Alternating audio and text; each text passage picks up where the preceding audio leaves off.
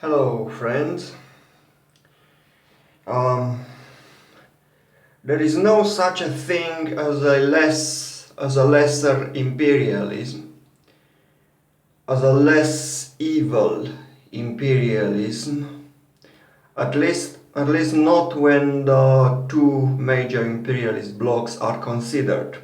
The Western imperialist bloc, comprising United States, Canada, Western Europe, Japan, and the Eastern imperialist bloc, comprising Russia, China, and those countries which are dependent on them, their colonies and junior partners. Okay, lesser imperialism does exist. There is such a thing as a lesser imperialism. For example, Portugal, during the liberation struggle of Angola, of Mozambique in the 1960s, 1970s, Portugal was imperialist, but it was a lesser imperialist compared to the United States. During World War I, Austro-Hungary was within the German-led imperialist bloc, a lesser imperialist, a junior partner of German imperialism. And Russian imperialism was a lesser component of the Entente imperialist bloc, a junior partner of British and French imperialism. Italy, during World War II, was imperialist, but it was a lesser imperialist within the fascist imperialist bloc led by Germany and Japan. It was a junior partner of Germany in Europe and the Middle East. Okay, so lesser imperialism does exist. I'm not into denying the existence of lesser imperialism, but there is no such a thing as lesser imperialism when the two imperialist blocs are considered. In other words, there is no such a thing as a lesser imperialist bloc. Both imperialist blocs today, the Western imperialist bloc led by the United States and the Eastern imperialist bloc led by Russia and China, are equally dangerous to world peace, and that for a simple reason, because they are evenly matched. In economic and military terms, they are evenly matched. Russia, for instance, has thousands of nuclear weapons. It is a nuclear superpower on the same magnitude with the United States. Only the United States and Russia possess thousands of nuclear weapons. Only they have nukes in their thousands. These are, without question, the largest nuclear superpowers on Earth, America and Russia, roughly on the same level. You cannot say that Japan, for instance, or Germany is a bigger military power than Russia. No, things are exactly the opposite, my friends. It is Russia that is incomparably stronger in military terms than Japan, Germany, or even France. France, which is a medium-sized nuclear power, possessing nukes in their hundreds. And let no one say that nukes do not matter. Nuclear weapons, my friends, are the single most destructive thing on planet Earth. Nuclear weapons are the most destructive weapons that anyone can think of, absolutely dwarfing even biological weapons. I mean, No epidemic has ever killed more than 70 million people. Such was the case with the flu epidemic in the immediate aftermath of the World War One. But the current number of nukes, primarily those of the two nuclear superpowers, if all of them were used, would maybe kill something like 1 billion people instantaneously. If all those nukes were actually used in a war, if all those thousands of nukes primarily in the arsenal of America and Russia were used, if all those thousands of nukes were used in an actual war, then 1 billion people could be extinguished, wiped out, obliterated instantly. 1 billion people could be instantly obliterated.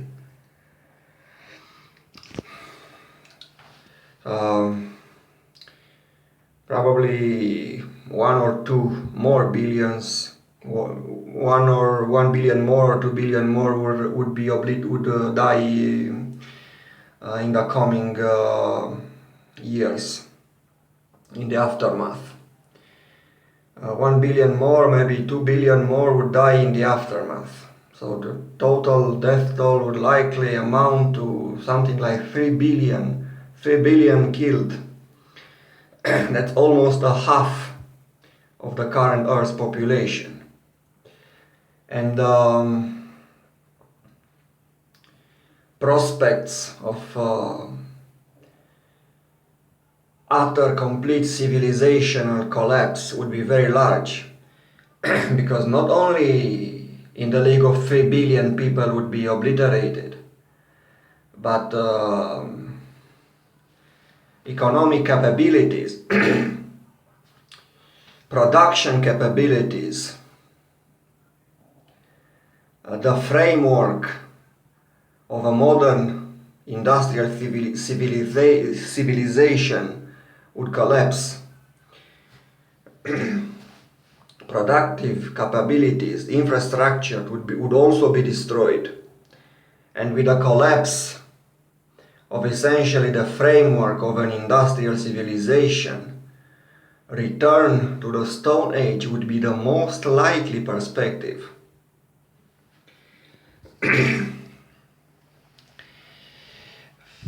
Return to the Stone Age would be the most likely perspective, assuming our species would survive a full-blown nuclear war. Then gradual but certain return to the Stone Age would be by far the most likely prospect ahead of us. So let no one dare to utter the nonsense, the complete nonsense, that nukes do not matter. Of course, nukes are the single most destructive thing on planet Earth today. Their destructive capabilities completely dwarfs that of any other known weapon. I mean, biological warfare at the very most would be a mere joke compared to a full-blown nuclear war. So let no one dare say such nonsense that Russia thousands of nuclear weapons do not matter. Some people would have you believe that only the economic factor is important. Some people will have you believe that only the economic factor matters. My friend, these people are not Marxists.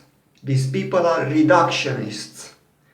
They are basically in the same league as, say, gene fundamentalists, biological reductionists and economic reductionists. No, my friends, the economic factor is not the only one that matters.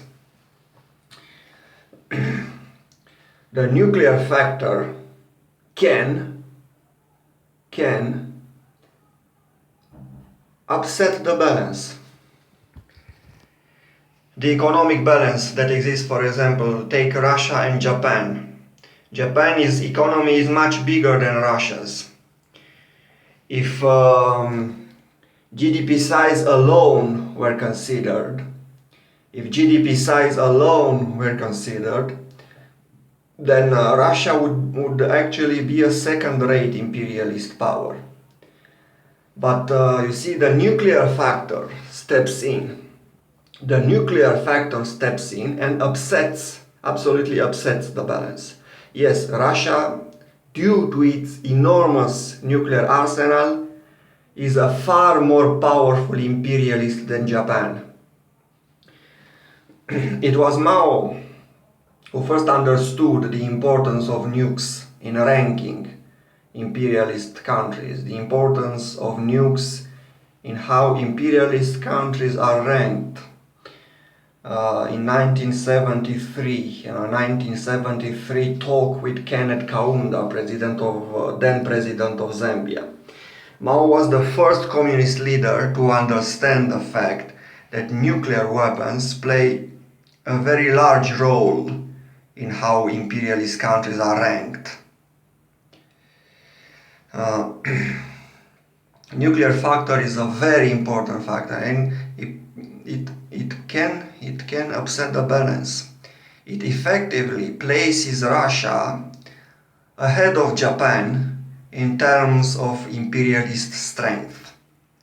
Russia, due to its oversized nuclear arsenal, is a far more potent imperialist power than Japan. Because,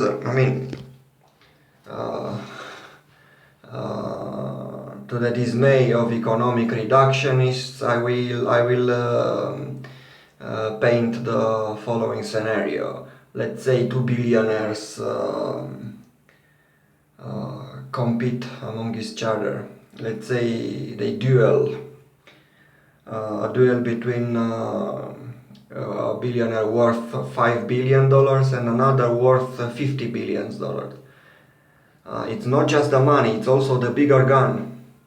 If the one with only $5 billion has a gun that is 1,000 times stronger than that of the one with $50 billion, then it's safe to say that the balance will be upset.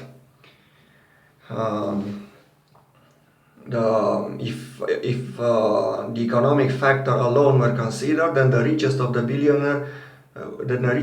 two billionaires, of the two dueling billionaires, would be something like 10 times stronger. But the nuclear factor is considered, then one of them would be 1,000 times stronger than the other. You see? If economic factor alone were considered, then the richest billionaire would be 10 times stronger than the other. But the nuclear factor gives the poorest of the two a 1,000-fold advantage over the other.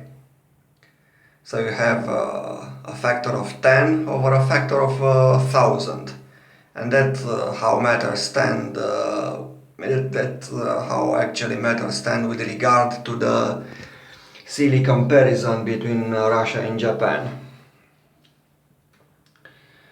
It is often not just Brezhnevite revisionists such as those despicable Zyuganovite traitors who trail Putin in every possible respect, who refuse to undertake a principled defense of Lenin during that scandal from January, when Putin insulted Lenin in January. Those Zyuganovists actually refused to carry out a principled defense of Lenin against Putin's slanders. They defended Lenin's image, but refused to defend those principles upheld by Lenin which Putin attacked. They explicitly refused to defend Lenin from those charges thrown at him by Putin. Okay, they defended Lenin's image. That is worthless. That is worthless. They defended Lenin in a way that gave Putin further and further ammunition. They defended Lenin in a phony way, which actually ended up defending Putin. They failed to counter a single charge made by Putin against Lenin. These are the despicable Zyuganovics who absolutely, not only they deny the importance of nukes in ranking, in how imperialist countries are ranked, but they even go as far as to deny that Russia is imperialist. These people have no knowledge, these people know nothing, these people have zero basis in Marxism, their line has zero basis in Marxism, their line is a full-blown imperialist and fascist one.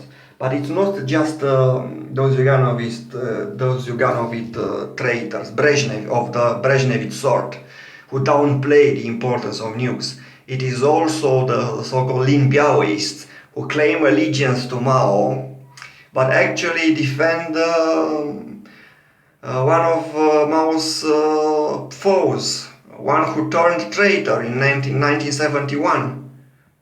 Who turned against Mao, who turned against people's power in China and supported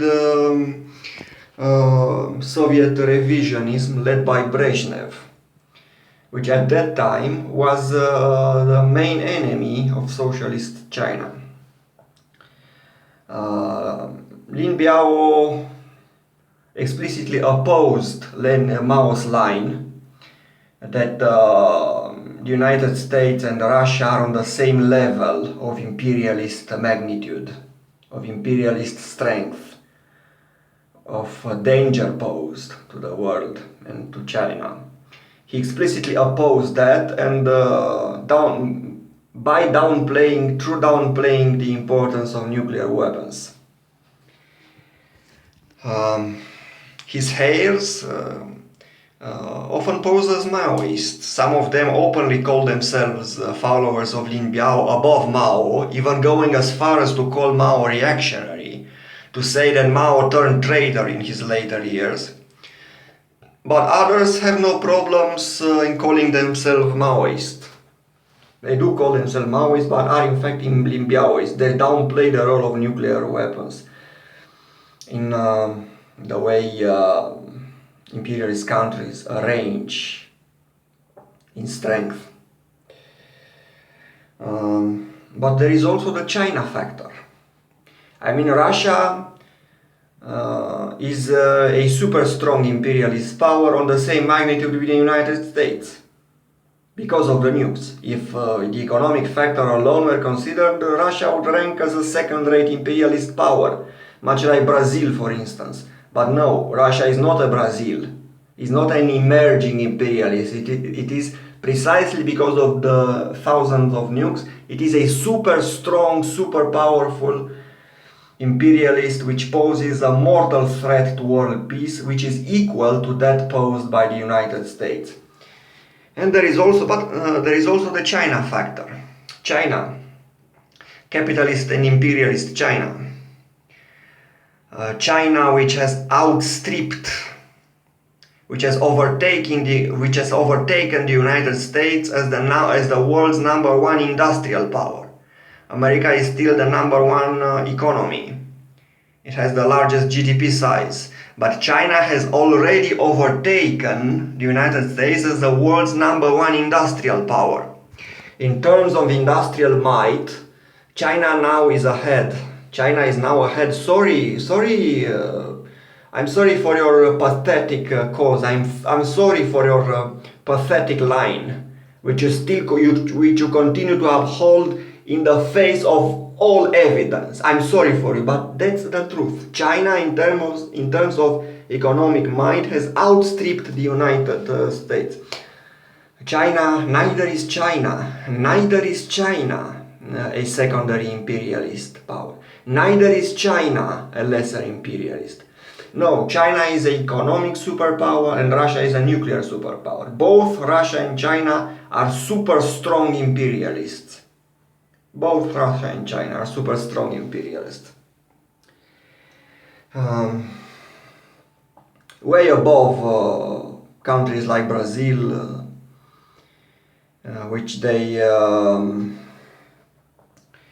they turn into junior partners, way ahead of Japan, way ahead of Germany. You see, and yes, on the same footing as the United States.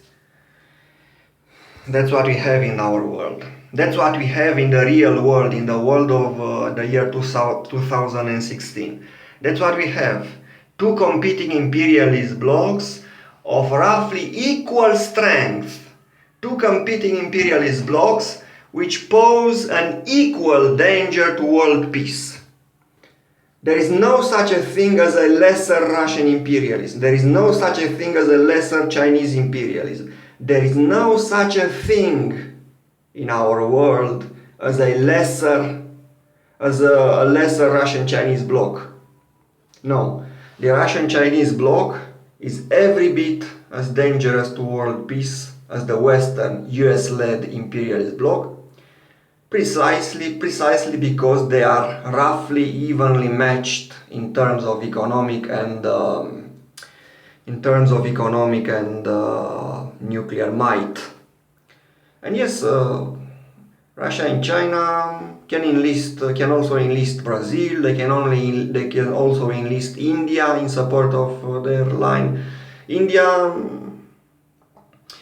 and is not in the best terms with China, but it is definitely in the best possible terms with Russia. Russia is India's main suppliers of military hardware. Russia gives gives the fascist Indian state more than enough weapons to kill and murder Maoist revolutionaries, to burn down Maoist villages. And the fascist Indian government is grateful, and in return, in broad daylight, it has openly taken up the Russian cause. It has openly supported the Russian line on Crimea, more or less.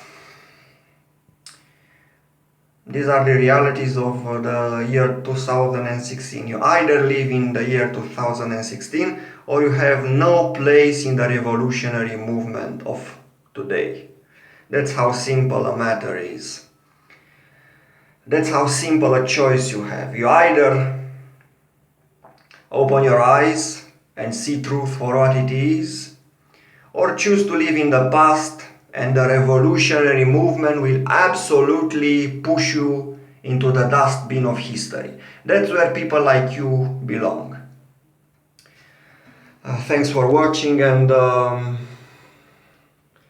let's carry on the fight against imperialism on a principled Marxist-Leninist Maoist basis.